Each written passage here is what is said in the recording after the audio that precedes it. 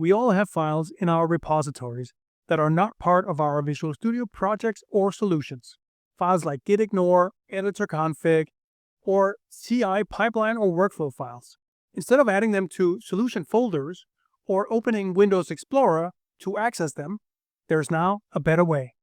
The free extension called File Explorer adds to my solution this child node that's at the very top of my solution before any projects that gives me kind of a File Explorer view into my entire repository.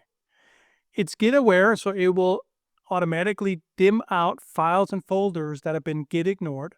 And you'll see that it also adds icons to known folders and file types that it's aware of. So now you can very easily go in and access all those files that you got, like your editor config, your git ignore, or your readme file, anything that's part of your repository. It's super easy.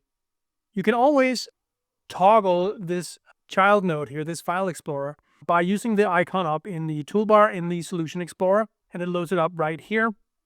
And if I right-click any file, you'll see I can open it in File Explorer to reveal it in the Windows File Explorer.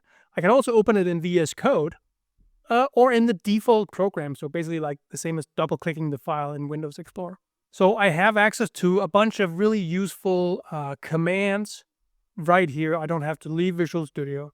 It's all right here, ready to go, super convenient. And this is all loaded asynchronously. So this is not something that impacts the solution load speed because it happens after the solution is loaded, and it does so asynchronously. It does not block the UI thread at all.